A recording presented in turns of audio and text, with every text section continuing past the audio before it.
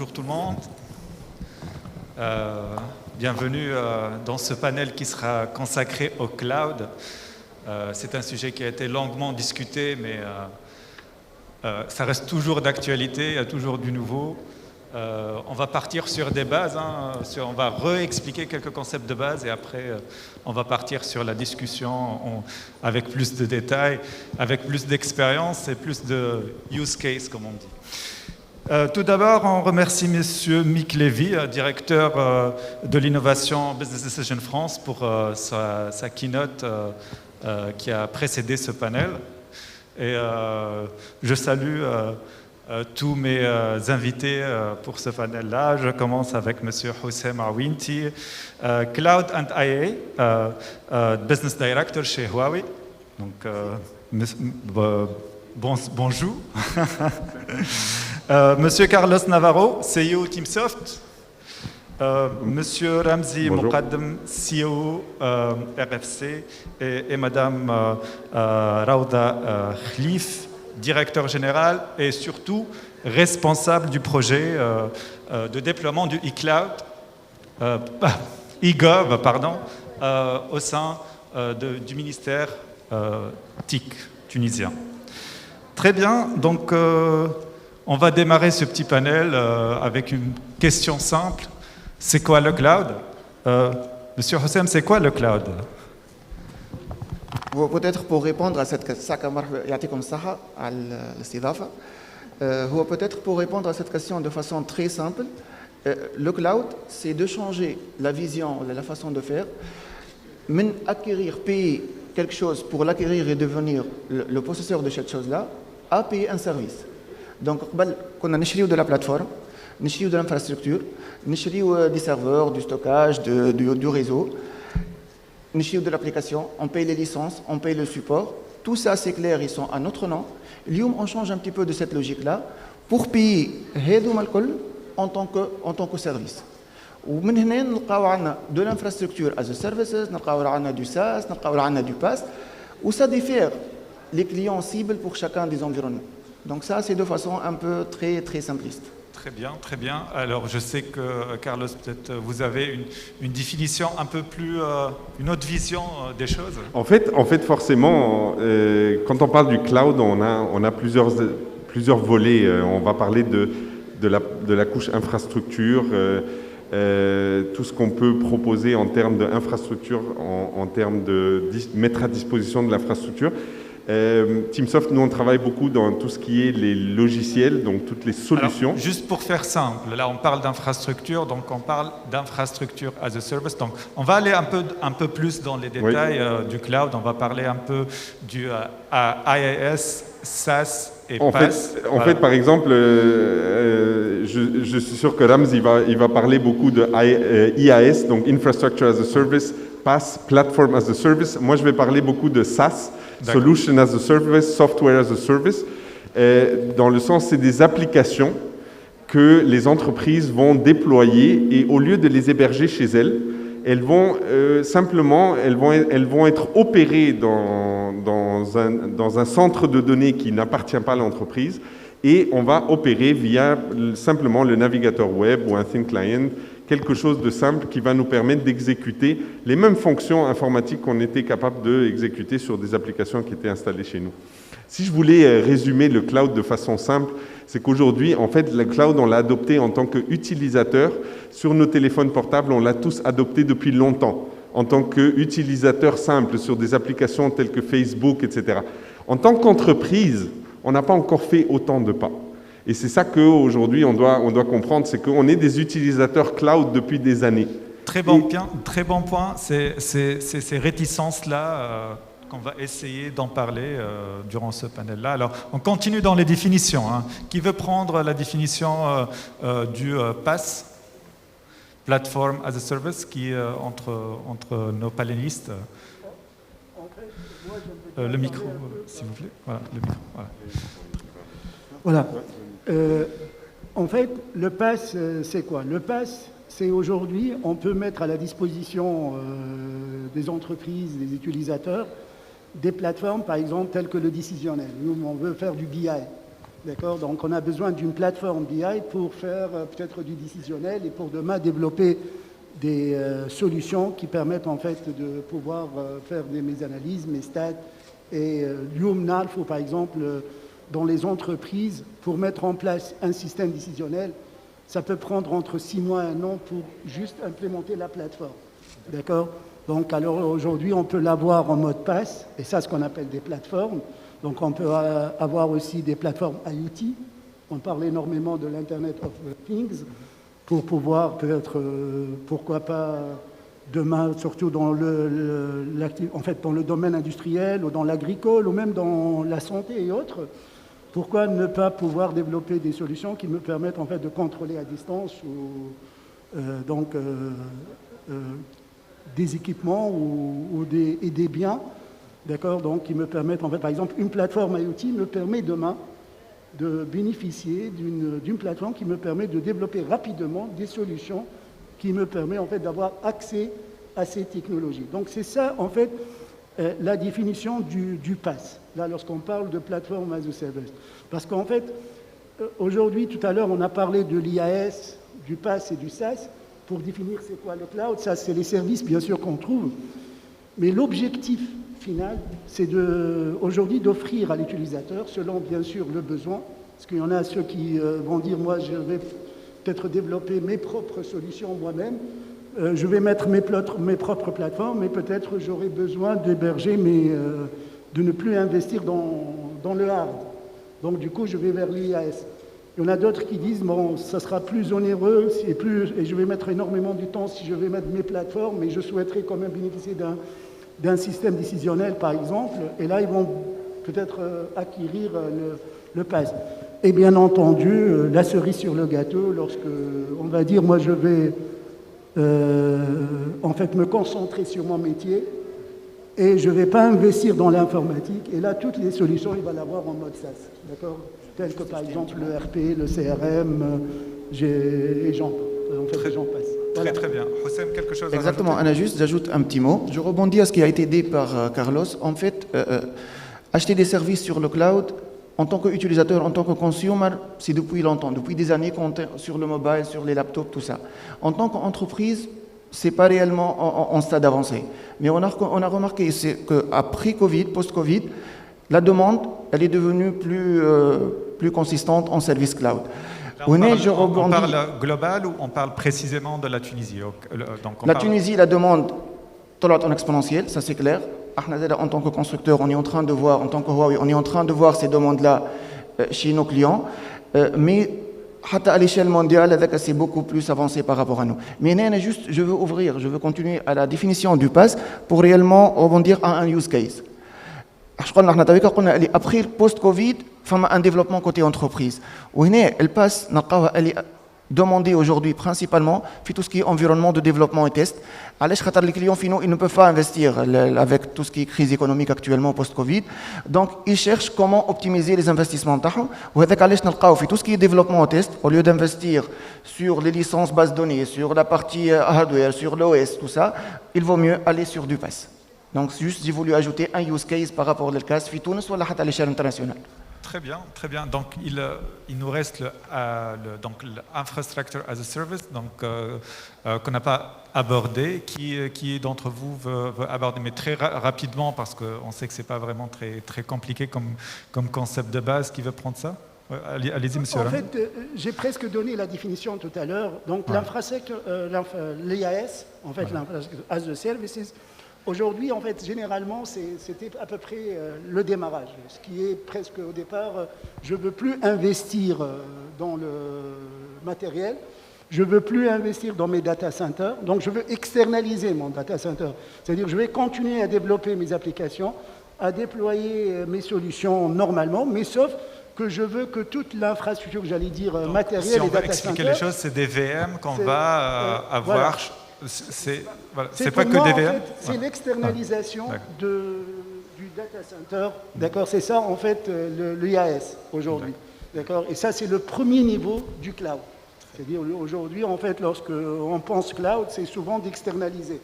Et par la suite, on veut encore plus optimiser. Donc on va parler de PaaS, comme il a dit tout à l'heure, même des plateformes DevOps ou des plateformes, peu importe. Donc là, on va aller encore à une couche supérieure. Et bien sûr, la finalité, c'est d'aller vers le SaaS. Et c'est ça les objectifs. Et j'imagine, en fait, j'espère que pendant ce panel, on va beaucoup parler des besoins en fait, des entreprises tunisiennes. Et on sait que le tissu économique tunisien est composé de pas mal de PME et TPE. Et eux, peut-être, en fait, le mieux, c'est d'aller vers le SaaS directement. Ils n'ont même pas besoin d'aller vers l'IAS ou le PAS. Moi, on en parlera peut-être. Très bien. Bien sûr, Juste bien pour sûr. clarifier, l'IAS, ce n'est pas uniquement des VM, c'est de changer l'approche et la logique d'un data center physique à un data center virtuel. معناتها toutes les composantes data center. Toutes. D'accord. Principalement, ce sont les VM, avec le stockage, avec éventuellement les virtual firewall pour tout ce qui est sécurité, avec les accès outside VPN et tout ça. C'est toute l'infrastructure. Exactement, Voilà. mais c'est de Exactement. l'infrastructure virtuelle. Très bien. J'espère que ça a été clair pour tous notre auditoire. Donc, on va commencer par une question très simple. Voilà. C'est quoi l'état des lieux du cloud et des services cloud en Tunisie? Est-ce que ces services sont disponibles? Est-ce que la demande sur ces services elle est suffisante pour démarrer un business et pour maintenir le business? Voilà. Je peux poser la question à Carlos qui est... Voilà, on va essayer de répartir un peu pour que tout le monde arrive. En fait aujourd'hui, forcément, il y a de l'offre. Il y a de l'offre sur le marché tunisien sur des solutions cloud, etc. Il y a moyen de virtualiser des environnements, il y a moyen de travailler sur des infrastructures SaaS. Aujourd'hui, la demande n'est pas en train de suivre. Ça, c'est en train d'augmenter grâce au Covid, mais grosso modo, il y a encore beaucoup de travail à faire à populariser l'adoption du SaaS parce qu'il y a certains freins dont on va certainement discuter dans l'adoption. Ce qui est important aujourd'hui, c'est que toute cette capacité de développement de solutions qui existent en Tunisie, parce qu'il y a quand même beaucoup de start-up, il y a beaucoup d'entreprises qui sont en train de développer des solutions, elles sont en train de se tourner vers le développement en mode SaaS, qui est très important, parce que dans le fond, c'est adopter les plus nouvelles technologies pour livrer une expérience client, pour livrer une expérience pour les entreprises qui vont acheter ces logiciels-là. En fait, non seulement pour les utilisateurs, ça va être avantageux en termes d'expérience pour acquérir et ne pas avoir à administrer l'infrastructure, même en termes de livraison pour les entreprises, c'est avantageux de pouvoir livrer une solution en SaaS pour dire je fais une seule maintenance, je n'ai pas besoin de maintenir des serveurs individuels répartis. Il y a beaucoup d'avantages à changer dans cette infrastructure-là. Prenons un exemple, par exemple aujourd'hui, Sweaver, un ERP cloud qui existe aujourd'hui en Tunisie, qui aujourd'hui, si je veux l'utiliser, je veux le tester, on crée une instance, on est capable de déployer une instance rapidement. Avant, pour tester un logiciel, il fallait mettre une machine, l'installer, etc. Aujourd'hui, ça fait partie de l'expérience qui change au niveau des solutions qui sont déployées en termes de cloud. On est capable de tester, faire des trials, etc. Donc, à partir de là, tout cet écosystème de services, des solutions aux entreprises va changer. Il faut juste petit à petit que les modèles économiques derrière que les entreprises utilisent pour valoriser changent et que l'adoption s'accélère parce que petit à petit, aujourd'hui on le voit dans le marché des CRM, les solutions cloud prédominent. Il n'existe quasiment plus de CRM on-premise par exemple. C'est des solutions qui sont quasiment offertes exclusivement en cloud. Donc forcément, c'est des évolutions à adopter petit à petit par les entreprises. Très très bien. Je vais rebondir sur ça. Est-ce que vous pensez qu'à un certain moment, les éditeurs de solutions vont ne plus proposer à un certain moment du on-prem et on voit ça avec quelques éditeurs qui, d'ailleurs, sans citer les noms, quelques CRM, comme vous avez dit, ils n'offrent plus l'option d'avoir du on-prem pour leurs solutions. C'est aussi un travail des éditeurs. Et là, voilà, donc on va vers cette tendance du SaaS et c'est les éditeurs qui poussent et à un certain moment, il faudra y aller, quoi. Voilà, très bien. Pour revenir à notre question, Monsieur Ramzi, alors, on disait, c'est quoi l'état des lieux? On veut avoir votre feedback en tant que cloud provider. On a dit, est-ce que c'est un business? Est-ce qu'il y a assez de demandes pour vraiment maintenir un business? Est-ce qu'il y a de la perspective? Est-ce que l'offre tunisienne maintenant, elle est intéressante en local et à l'export? Donc on va essayer de voir tout ça, parler de ce sujet-là. Voilà. En fait, oui, tout à fait. Donc, moi, j'aimerais bien parler déjà d'un retour d'expérience qu'on a vécu pendant la période de pandémie, où en fait, le confinement nous a été imposé en Tunisie, d'accord? Et donc, la seule solution qu'il faut faire pour que tout le monde s'adapte, le télétravail, que les entreprises puissent continuer à travailler, à fournir, surtout dans le secteur financier ou d'autres secteurs d'activité comme l'enseignement, la santé, tout le monde. Donc il a fallu peut-être les accompagner et, j'allais dire, et démystifier un peu le cloud et mettre à leur disposition des solutions pour pouvoir au moins continuer à travailler. Et donc là, on a vu l'intérêt déjà du cloud, parce que 2 mois avant, peut-être, d'accord, les gens ne voyaient pas forcément pourquoi je dois externaliser. Et là, en fait, au moins, cette période, nous, au moins, par rapport à notre retour d'expérience, en fait, en tant que partenaire Microsoft, par exemple, a mis en place, a pu offrir pendant une période de 6 mois, gratuitement, une solution Teams pour permettre aux gens au moins de communiquer, de faire de ce qu'on appelle des meetings online ou de pouvoir faire des conf calls et autres. Et là, nous, par exemple, sur à peu près une quarantaine de clients qu'on a mis qu'on a accompagnés pour mettre en place ces solutions-là, aujourd'hui, presque 90% de ces clients, ils ont continué à travailler dans le cloud alors que peut-être ils étaient plus réticents. Déjà, on voit de plus en plus qu'il y a des clients qui, comme on dit, en fait, aujourd'hui, nous, on ne vend pas le cloud. Ça, là, on ne vient pas dire, tiens, en fait, je vais vous vendre une solution cloud. Je vais vous vendre une solution.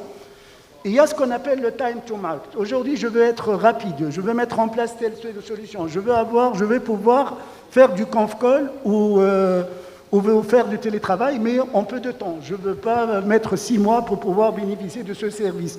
Comment je dois faire? Et c'est pour ça que je vois que le cloud, c'est la meilleure solution. Et c'est vrai, il y a pas mal d'entreprises aujourd'hui qui voient l'intérêt. Tout à l'heure, on a parlé, par exemple, ce matin, moi j'ai fait le tour des startups. Et c'est vrai, tous ont de très très bonnes solutions. Et tous, ils ont des solutions en mode SaaS. La problématique, c'est quoi? Lorsqu'ils proposent leurs services, il y a 2 points, en fait, 2 points essentiels. Il y a la souveraineté des données. Souvent, on leur demande, il y a quelqu'un qui fait de gestion électronique des documents juridiques. C'est une très très belle solution, sauf qu'elle est hébergée à l'étranger. Et sans problème, il ne va pas pouvoir la promouvoir en Tunisie pour soit des problèmes de souveraineté ou des problèmes de temps de latence. Et donc, aujourd'hui, en fait, le problème ne se pose plus en Tunisie. On a des providers, comme par exemple RFC. Aujourd'hui, nous avons une plateforme qui permet d'héberger tout type d'applications, qui permet en fait de recruter de plus en plus des partenaires, comme par exemple celle de TeamSoft ou NeoLedge ou autres dans ce domaine-là, pour pouvoir offrir facilement ce service-là en ligne. Donc le client, ce n'est pas le cloud qu'il faut vendre, mais pourtant, moi je préfère qu'on parle du service. Moi je veux vendre par exemple une solution RH. Est-ce que vous voulez l'avoir en peu de temps? D'accord? En plus, vous allez bénéficier d'une meilleure, d'une bouffée au niveau de votre trésorerie. Vous n'êtes pas obligé de tout payer à la fois. Vous payez qu'à l'usage. Vous payez uniquement ce que vous consommez. Et donc, aujourd'hui, c'est une réalité en Tunisie. Pourquoi c'est une réalité? Parce que tout est là. On a les meilleurs data centers. On a des providers comme par exemple RFC, avec des plateformes hautement connues. Il faut savoir que RFC aujourd'hui est un partenaire Microsoft et on bénéficie d'une extension d'Azure en Tunisie. Donc on peut offrir les mêmes services qu'à l'étranger ou ailleurs. Donc les gens n'ont plus peur d'héberger leurs solutions. On a en fait les infrastructures réseau. Donc en fait au niveau de la fibre, elle est presque partout. Donc finalement, on n'a plus de problème. Donc tout ce qu'il faut faire, il faut aller un peu peut-être sensibiliser, démystifier. Et aussi, et moi je dis, pas mal de partenaires, ils sont à la recherche aujourd'hui en fait des partenaires comme nous pour pouvoir bien sûr peut-être proposer une solution qui permet en fait à mieux développer le cloud dans le pays. Très bien, Voilà. très bien. Donc si j'ai bien compris, le business il est là, toutes les composantes nécessaires pour fournir des services cloud de qualité sont là. Il y a encore, on va dire que le Covid a permis de réduire un peu cette réticence des entreprises tunisiennes qu'il y avait avant. Là, je vais passer, on a parlé beaucoup du secteur privé, on va parler un tout petit peu du secteur public avec Madame Raouda. C'est quoi l'état des lieux sur l'utilisation des différents services cloud dans le gouvernement tunisien? Merci et bonjour à tous. En fait, le cloud, du point de vue de l'administration au niveau stratégie nationale, on le voit comme un accélérateur de la transformation digitale. Vous savez, le ministère avait fait faire une étude sur la stratégie ou le modèle du cloud. Et il est apparu qu'en fait, nous avons tout à gagner à aller vers le cloud. Donc, c'est de transformer notre vision, comme on l'avait mentionné à juste titre par tout le monde, en fait, de concevoir le numérique comme étant un service et de ce fait de réduire en fait les investissements inutiles et de se recentrer sur son métier. De l'administration, l'administration, c'est pas son métier forcément de gérer ou d'opérer un cloud, mais d'utiliser les services d'infrastructure ou d'applications, de plateformes pour mieux servir le citoyen et pour mieux jouer son rôle. Donc il y a effectivement un volet de bonne gouvernance, on va dire, à travers la mise en place du cloud. Mais il y a d'autres volets qui sont aussi importants, qui sont, vous savez, l'administration, c'est un bailleur de besoins qui est extrêmement important. Et si on se mettait à mettre au cloud toutes les applications et que tous ces besoins-là étaient dans le cloud, quoiqu'il y en a certains qui sont déjà opérés en cloud. Je parle de la solution ALICE, de la gestion électronique des correspondances qui est opérée via le CNI par une plateforme Azure en fait et il est en mode cloud. Donc il y a certaines applications qui sont opérées comme ça, mais si on transformait tout le parc et on le gérait en mode cloud, on aura tout à gagner au niveau des infrastructures et surtout une recherche d'une meilleure performance et de qualité de service à tous les niveaux. Voilà, très bien, merci. Alors, ma question, ce serait, on sait tous que la complexité des systèmes d'information de l'État sont hétérogènes du point de vue technologique, sont isolés de point de vue aussi technique, on va dire, c'est des îlots de systèmes d'information. Est-ce qu'il y a une vision de centraliser un peu tout ça et de créer des passerelles, de créer des applications, on va dire, complémentaires à tout ça? Parce que si on passe sur du cloud, ça nous offre un peu aussi la possibilité d'interconnexion. Oui. Très belle question, je trouve. En fait, et je joindrai le titre de la session ou de ce panel qui est « Pourquoi maintenant ?» L'administration est engagée dans une rénovation massive de ses applications. Et je pense que c'est le moment ou jamais de rénover aussi toutes les architectures. Donc, vous savez, il y a tout un parc d'applications nationales qui sont en fin de vie et qui ont besoin d'être rénovées. Et vous savez, on est dans un contexte où on veut mener ces réformes structurelles de l'administration et qui s'accompagnent par un volet système d'information. Et c'est extrêmement important qu'on conçoive ces applications, qu'on conçoive ces solutions en mode cloud. Et d'ailleurs, là, la première chose dans le déploiement de la feuille de route cloud nationale qui a été recommandée, c'est d'adopter la politique Cloud First, qui dit que, par défaut, on est dans le cloud. Donc, tout le reste, c'est de l'exception. Et on est en train de travailler justement sur un projet de texte qui va cadrer un petit peu ce volet-là. Donc, il y a cette politique, effectivement, qu'il va falloir mettre en œuvre, qu'il va falloir donc accompagner tout cet effort de rénovation pour uniformiser les architectures, pour les optimiser, pour faire en sorte que ces systèmes-là communiquent ensemble et qu'on applique effectivement ce qu'on veut faire, donc l'optimisation du service, vous savez, le once only, l'échange de données qui remplace l'échange de papier, etc. Tout ça, ça passe par, bien sûr, des systèmes d'information qui soient bien conçus et optimisés, qui communiquent entre eux et qui permettent en fait d'assurer ce meilleur service aux citoyens. Donc, je pense que c'est le moment ou jamais d'aller vers ces je pense que c'est un très grand challenge. Je voulais rebondir sur ce que dit Mme Raouda. Parce que c'est super intéressant, parce que nous, forcément, on est du côté citoyen et on dit on a hâte que le gouvernement il attaque ce chantier important.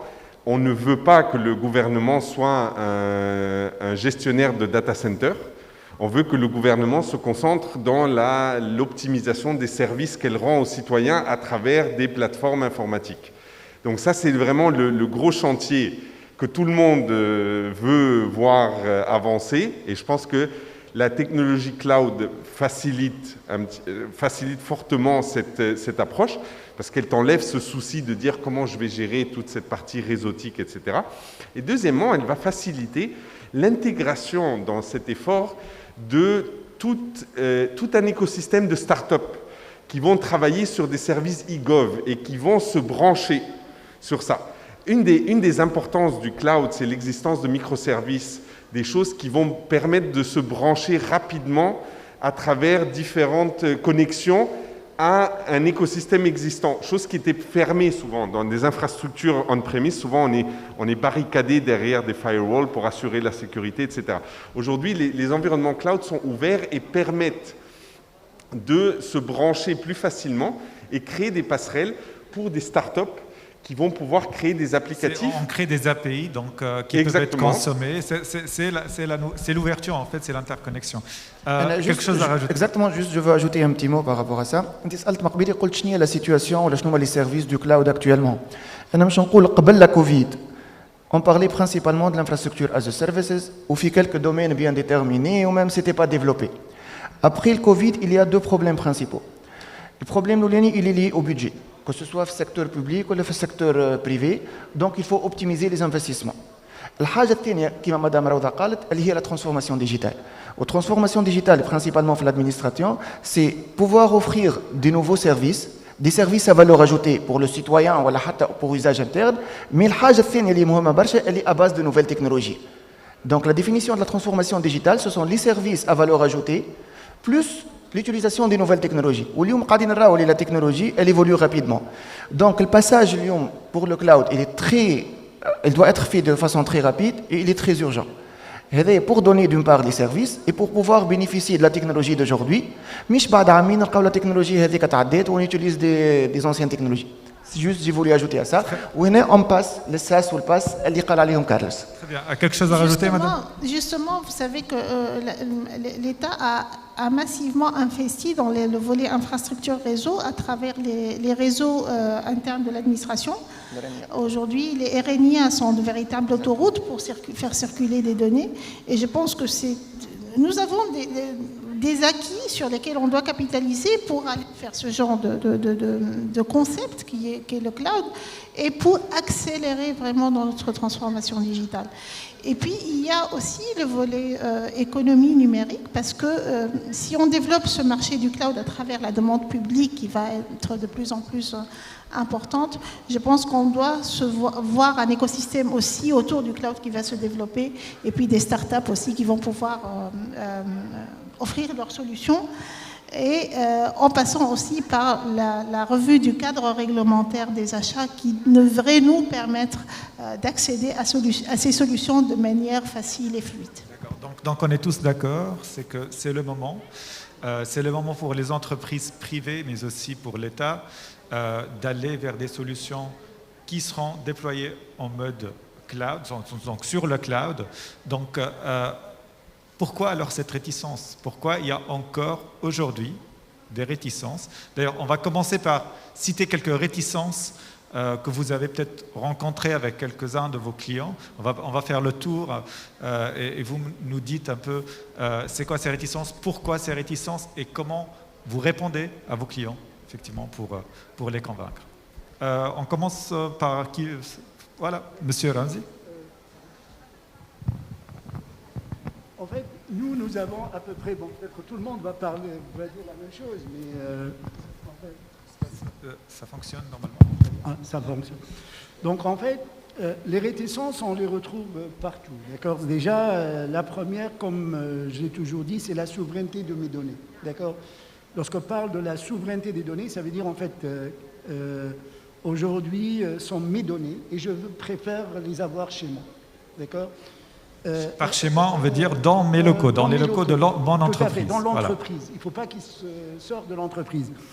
Et moi, toujours, en fait, j'ai toujours une réponse par rapport à ça. Les entreprises, aujourd'hui, la plupart mettent leur argent dans les banques, chez les banques. Pourquoi ne pas mettre leurs données? Ils n'externalisent pas les données. Et donc, dans des data centers. C'est quoi la peur? C'est d'avoir leurs données qui seront visibles pour vous, ou est-ce que c'est le risque de piratage peut-être, ou c'est quoi leur argument en fait, c'est le fait de déjà pourquoi je vais mettre mon argent. Est-ce que c'est beaucoup plus risqué de l'avoir chez moi ou bien de l'avoir dans ma banque? En fait, quel est le plus sûr? Où j'ai la plus de garantie? Normalement, c'est la banque. Voilà. Normalement. Si je vais mettre aussi mon argent dans une banque, je vais peut-être bénéficier des services qui me permettent en fait peut-être de mieux développer mon business ou autre. C'est pareil aussi si demain, comme il a dit tout à l'heure Carlos, ou je crois... donc en fait, si je vais me concentrer sur mon métier, et toute cette partie-là, je vais pouvoir la gérer, je vais la donner aussi à des experts qui est leur métier en fait, quelque part, donc ils font que ça, sont des experts dans la sécurité, dans la partie sauvegarde, dans tout ce qui est... Et moi, je vais m'occuper de l'essentiel. Aujourd'hui, en fait, il y en a beaucoup qui ont leur ERP chez eux. Est-ce que je préfère, par exemple, déployer un ERP en premise, localement, ou bien l'avoir en mode SaaS? Moi, je dis, il vaut mieux l'avoir en mode SaaS. Déjà, je vais bénéficier d'une meilleure mise à jour, je vais avoir toujours les fonctionnalités les plus récentes. Donc les updates. Voilà, et je vais toujours avoir un service hautement disponible. Et c'est ça l'assurance que j'ai. Alors, peut-être chez moi, il fallait peut-être que je n'aurais pas suffisamment, rien que par rapport aux ressources qui vont gérer ça, avec ce qu'on subit aujourd'hui comme départ à l'étranger, des ingénieurs et tout. Même, finalement, on a du mal même à trouver des personnes, en fait, j'allais dire, expertes ou des compétences pour pouvoir gérer tout ça. Donc, je vais l'externaliser. Et là, je vais me concentrer sur... Très bien. Autre chose, c'est aussi, j'allais dire, les gens cherchent bien sûr ce qu'on appelle les latences. Il y en a beaucoup qui ont essayé d'héberger, je ne sais pas, chez OVH par exemple à l'étranger, ou Amazon ou autre, ou Azure à l'étranger, et ils ont peut-être vécu des problèmes de latence. Donc du coup, le fait d'y accéder uniquement en VPN et que je ne peux pas bénéficier d'une connexion telle qu'un MPLS direct à mes données, ça permet en fait de ralentir, surtout lorsque j'ai une application métier telle qu'un ERP ou quelque chose, et en fait où il faut vraiment que je sois tout le temps productif.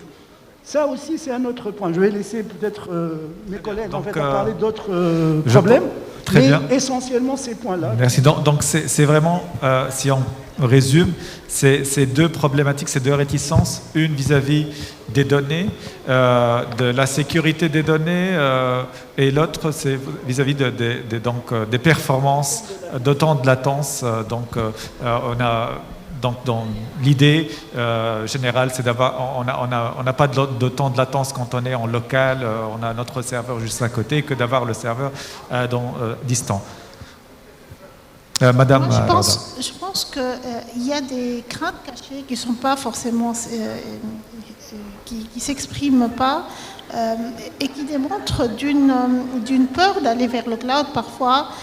Et ça rejoint un petit peu la souveraineté des données, mais en fait parce que peut-être dans notre inconscient, on pense que la souveraineté rime avec confidentialité des données, et c'est que cet aspect-là qui ressort de la sécurité, et qu'on a plus l'impression que quand les données sont proches et dans un local qui est géré par soi, elles sont beaucoup plus, protégées. Et je pense que ça, c'est la première barrière. Alors que il n'y a pas de rationalité à cela. Je veux dire, je pense que j'aurais beaucoup moins de problèmes avec si j'hébergeais mes données chez un professionnel qui va où c'est son métier de gérer cela. On peut même simplifier ça pour que tout le monde comprenne. Ouais. Si les photos qu'on prenne dans notre galerie de nos smartphones, si le téléphone il est volé, on ne récupérera plus nos photos, alors que si on va les mettre sur le cloud, elles seront toujours là. C'est la même chose aussi pour vos données. S'il y a un problème, un incendie dans votre bâtiment, un vol, une surcharge de vos équipements, une surcharge électrique de vos équipements, donc on perd les données. Voilà. Exactement, et la réticence, elle est due. Juste, j'ajoute un petit mot. On fait le focus sur la partie sécurité des données, mais la sécurité, il y a deux volets. L'aspect confidentialité et l'intégrité des données, donc, comme je l'ai dit, je ne veux pas les données j'ai ma propre base de données. J'ai peur qu'elle est accessible à d'autres personnes. Et il y a beaucoup d'outils, le cryptage, donc tu es sûr que les données ne mais il faut les données. Et là aussi, il y a les contrats aussi de confidentialité qu'on fait avec nos providers. Exactement, exactement. Et il y a le volet الثاني اللي هو كما قلت انت عليه تويكا اللي هو الكونتينيتي دو سيرفيس. نخاف انا تو سكي كونترولي عندي انا دونك جو لو ميتريز في الداتا سنتر نتاعي بالنسبه لي انا متهني دونك ما تصيرليش انتربسيون دو سيرفيس غروسو مودو مي نقول اذا كان نهزوا للكلاود كيس كي فا سباسي هنا il faut être sûr et certain انه il y a des services de business continuity ولا حتى زيرو انتربسيون سيرفيس موجودين في الكلاود ils sont offerts ce type. الحاجه الثانيه اللي تريز امبورطونت اللي هي الانفستيسمون. علاش فما لا ريتيسونس خاطر ديما نخموا l'aspect financier نراو كان en tant qu'entreprise, que ce soit public ou privé, on a la partie CAPEX. قداش باش ندفع في l'acquisition هذه. On ne voit jamais les coûts اللي هما liés, اللي هما la partie OPEX, la partie énergie, la partie emplacement, la partie les ressources humaines اللي لاهين هذاك الكل ما راهوش. Donc on ما نعملوش المونيتيزاسيون دو سو كو لا alors que نقول انا باش نهز الكلاود شنو ربحت alors que je gagne beaucoup خاطر لي كو هذوكم الكل كاشي اللي ما كنتش نقرا حسابي je vais les gagner. Il y a un mauvais calcul, un mauvais calcul du coût parce que on va comparer le coût d'une machine seulement avec le coût du cloud. Exactement. Alors que c'est pas que la machine, c'est aussi la climatisation, les ressources humaines, la bande passant, tout ça, voilà. Exactement. Très bien. En fait, moi je pousserais le calcul économique encore plus loin. Parce que dans le fond, en fait, quand on parle de coûts, ce que vient de citer Houssem au niveau des coûts directs de comparaison, je parle de coûts de climatisation, etc. En fait, ce qui est inclus dans un coût d'une solution SaaS, c'est aussi le coût, par exemple, de la sécurisation. Le coût le coût finalement de l'infogérance. C'est des services en fait qui sont pas visuels en fait parce que dans le fond on ne sait pas combien de l'entreprise je suis en train d'investir sur ça. Et ça c'est des coûts qui sont inclus dans les solutions et donc forcément elles rentrent pas forcément dans le calcul. Quand on parle d'infogérance, on parle de quoi exactement? On parle de surveillance, le fait que tout le système soit toujours down, le fait que on s'assure que les backups ils sont bien faits. Donc tous ces éléments-là qui sécurisent l'environnement, c'est quelque chose. Quand tu le compares avec une solution achetée, souvent tu ne comptabilises pas le deuxième serveur que tu as acheté pour faire le backup, par exemple. Donc tu oublies de mettre ça dans ton calcul pour comparer. Donc il y a tout ce volet-là et un autre coût qui n'est pas comptabilisé, c'est que quand j'achète une solution cloud et que je fais de la location, le moment où j'en ai plus besoin, parce que mon business a changé, parce que j'ai évolué, parce que j'ai besoin de la remplacer par autre chose, j'arrête le contrat. J'arrête de payer et je change vers autre chose. Quand je fais l'investissement de la solution en mode investissement, j'ai acheté la solution. Et donc, je me lie à une solution pendant les prochaines années. Et ça, c'est quelque chose qui n'est pas comptabilisable aujourd'hui dans les modèles financiers. Et donc, ça crée forcément un peu de désavantage du modèle de coût des solutions cloud. Rajoutons à ça quelques éléments qui sont reliés plus à la partie financière. On parlait des achats aujourd'hui. C'est que beaucoup de ces solutions sont commercialisées à l'étranger. Ça veut dire que j'ai besoin de les acheter en devises. J'ai besoin d'avoir une structure qui est capable de payer une mensualisation à l'étranger, ce qui n'est pas évident pour toutes les entreprises tunisiennes. Et deuxièmement, c'est que ces modèles économiques qui se sont mis en place pendant des années au niveau du on-premise, ça veut dire achat de licences, etc., ils ont façonné la façon dont on crée des subventions aussi, qui est quelque chose qui, au niveau de la mise à niveau, au niveau des programmes de subventions qui existent, ils ont été faits comme ça. Aujourd'hui, quand tu es en train de rechercher du subvention pour une solution cloud, pour améliorer la productivité de ton business, tu n'es plus dans un modèle qui est connu par les modèles de subvention. Et donc, à partir de là, tu es moins supporté, tu es moins appuyé. Et donc, toutes ces choses-là ont créé des réticences et forcément poussent les gens à dire « Ouais, mais je suis dans un modèle que je connais déjà, je suis à l'aise avec ce modèle-là et je ne veux pas de changer. » Et donc, forcément, ça va évoluer au fur et à mesure aussi que les gouvernements évoluent, que la pensée évolue, que la compréhension des modèles économiques évolue. Et ils vont comprendre que, les gens vont comprendre que les solutions, finalement, technologiquement, elles sont supérieures. Très bien. Donc là, on va passer vers une autre question. L'intégration ou l'adoption du cloud, elle va varier bien sûr de la taille de l'entreprise. Si on est une petite, moyenne entreprise, ce n'est pas les mêmes réflexes pour une grande entreprise. À votre avis, c'est quoi les différences dans l'adoption du cloud pour une petite entreprise et pour une grande entreprise? À vous de... Qui prend la parole? Monsieur Ramzi, voilà. Vous êtes un cloud provider. Alors je pense que vous avez... pouvez nous dire si vous avez de grands comptes ou des petites entreprises? En fait, pour aujourd'hui, au moins par rapport à notre retour d'expérience, par rapport au type des clients qui ont fait confiance au cloud, c'est vrai, en fait, il y a une prise de conscience beaucoup plus pour le moment, ce qui est un peu bizarre, moi, je trouve, chez les grandes entreprises. D'accord? Donc, beaucoup plus, et les grandes entreprises aujourd'hui. Et comme ça a été abordé tout à l'heure, en fait, il y a certains, c'est quoi? Ils ont commencé déjà par l'IAS. Ils ont aussi commencé par ce qu'on appelle les sauvegardes, externaliser leurs sauvegardes. Donc, en fait, les grandes entreprises, ils sont beaucoup plus soucieux par rapport à la disponibilité des données, par rapport à l'intégration. Donc, ils ont commencé à comprendre l'intérêt du cloud et d'externaliser certaines choses. Le problème des grandes entreprises, c'est qu'aujourd'hui, ils préfèrent aller en mode hybride. Ça veut dire continuer à avoir des données localement, mais peut-être bénéficier des services en mode cloud, tels que l'IoT, tels que bénéficier des services de sauvegarde et autres, mais de continuer à avoir leur application métier en localement.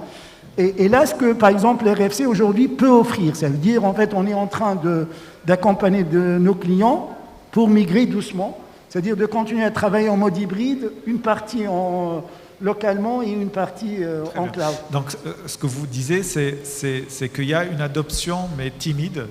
Et on va faire confiance plus à mais c'est naturel.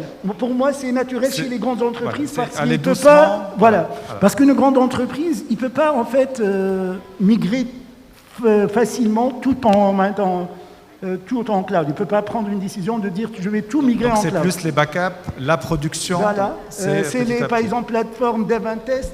D'accord. Il peut dire voilà, finalement, je ne vais plus investir dans le matériel et tout pour juste avoir une plateforme de test. Je vais pouvoir en bénéficier. Là, on voit qu'il y a de la demande et on voit qu'il y a une prise de conscience. Très bien. Juste pour finir, désolé. Par rapport, maintenant, le paradoxe, c'est par rapport aux PME. D'accord.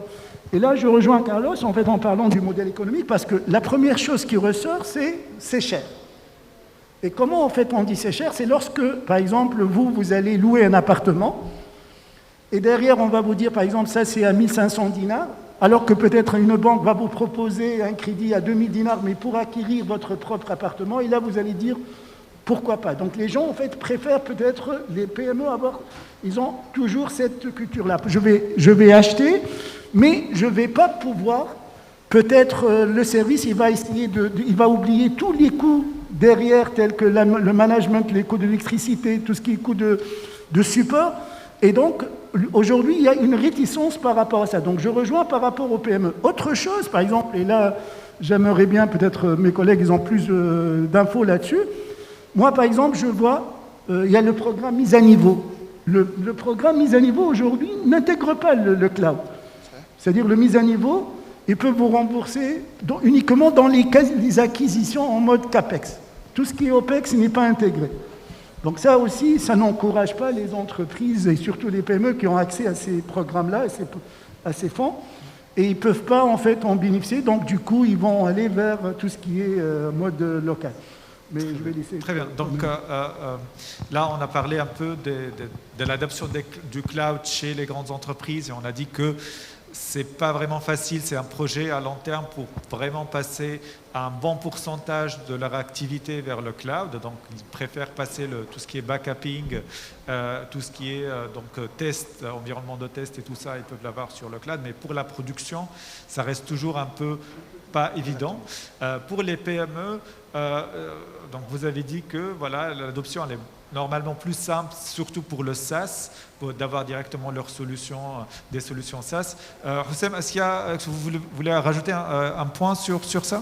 Exactement. Ce que j'allais ajouter, peut-être, je suis tout à fait d'accord pour les grandes entreprises qu'aujourd'hui, migrer un environnement de production, data center physique pour un environnement cloud, c'est un plan de migration, et même au niveau de la réflexion et la culture, c'est pas si facile d'accepter chez les grandes entreprises, surtout les ressources humaines, ils sont là pour migrer tout vers le cloud. Donc ça va être des projets liés à Par contre, au niveau des PME, les petites et moyennes entreprises, peut-être j'ai une autre vision. Elle est liée à logique après le Covid. J'insiste à l'optimisation au niveau des coûts et tout ça. Un étage au niveau de un étage, un local technique, une salle technique. Il a besoin de faire un loyer uniquement ينقص في بقعه انت عندك ثلاثه بيروات ولا 4 بيروات ولا 10 بيروات dans un étage مش تولي تكري uniquement 4 ولا 5 bureaux pour les employés نتاعك وهذا ايش مش يخلي لك tu n'as plus besoin de l'infrastructure, tu n'as plus besoin d'un administrateur qui gère tout ça, tu vas économiser en termes de l'électricité, en termes de l'espace. Donc هذا الكل dans le cadre نتاع l'optimisation en termes de coûts. هذاك علاش je vois انه التارجت الكبيره نتاع les services cloud ça va être les PME PMI avec tout ce qui est SaaS. نتصور c'est principalement ça. Très bien. Madame, quelque chose à rajouter sur cette adoption qui est différente entre... on peut même donner l'exemple des établissements publics aussi. En fait, je pense que pourquoi l'administration, ça prend du temps, parce que c'est un changement culturel avant tout. Et dire qu'on va instaurer une politique de cloud first, au niveau de son déploiement, je pense qu'il va y avoir beaucoup d'efforts d'accompagnement pour migrer vers le cloud. Parce qu'à part le souci de souveraineté qui n'est pas forcément, qui est discutable, cet argument-là, par rapport à avoir ses propres installations, infrastructures, par rapport à externaliser, et il y a aussi comment j'apprends à exprimer mon besoin alors que j'ai l'habitude d'acheter des infrastructures et c'est très facile pour moi d'acheter des infrastructures. Comment je vais acheter du service. Et ça, je pense qu'il y a beaucoup d'efforts qui devraient être déployés dans ce sens pour accompagner les différentes structures. Alors, on essaie d'être très clair, c'est quel genre d'efforts, quels sont les points, quelles sont les actions qu'on devrait prendre pour que, par exemple, les DSI des différentes institutions publiques vont aller plus vers le cloud. Donc, je pense qu'il faut leur fournir des outils pour pouvoir acheter Par outils juridiques. Donc, des outils juridiques, des cahiers de charges, comment j'achète un service cloud de manière, de qualifier un service cloud au niveau qualité-performance, etc.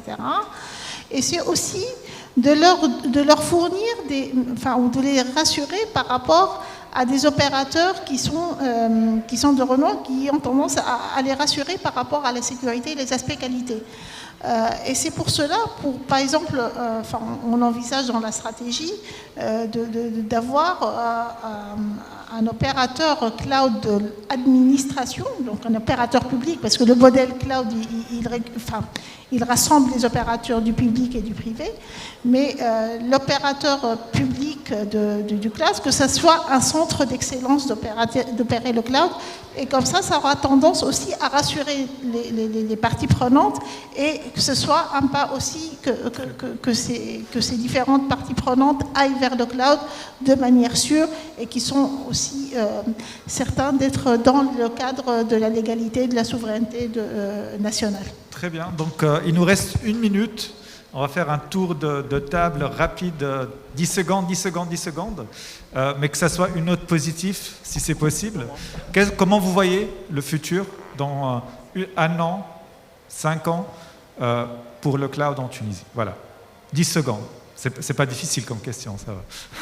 En fait, c'est le futur est dans le cloud, pas juste pour les entreprises, mais aussi pour les entreprises qui développent des solutions. On se doit tous de maîtriser ces technologies-là parce que tout va aller dans le cloud. C'est aussi simple que ça. Alors c'est un impératif, c'est un impératif, on ne va pas y échapper. Allez-y. Bon, je vais ajouter peut-être un point. On est en train de voir qu'au niveau gouvernement, au niveau ministère d'éthique, il y a une grande motivation pour les startups.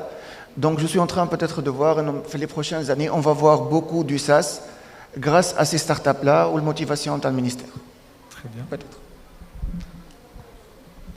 Je pense que dans le futur proche, le plus important, c'est d'instaurer et d'institutionnaliser cette politique cloud et de créer en fait des cas sur lesquels on peut capitaliser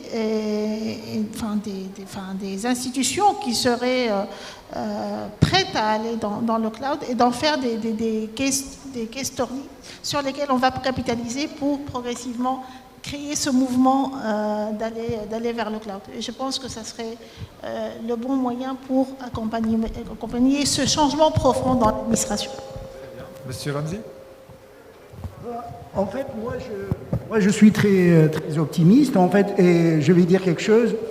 Aujourd'hui, moi, je vois dans le futur, on ne peut pas faire sans le cloud. Surtout si on veut avoir l'accès à l'innovation.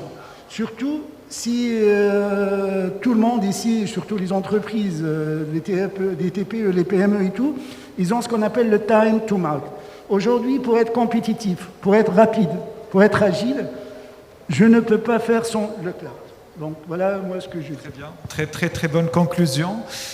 Merci à tous, merci à mes chers panélistes. On clôture ce panel. Il y a beaucoup de choses qui restent à dire. Malheureusement, on est limité dans le temps. Je veux juste dire que après, donc on aura Monsieur Badr Boussabat qui va parler de l'AI. C'était quoi, Carlos? Tu peux... Non, mais... C'est comment innover dans l'intelligence artificielle. Voilà, comment innover dans l'intelligence artificielle. J'espère que c'est ça, parce que je n'ai pas exactement le titre. Donc je remercie encore une fois et merci à tous. Voilà, merci pour votre attention.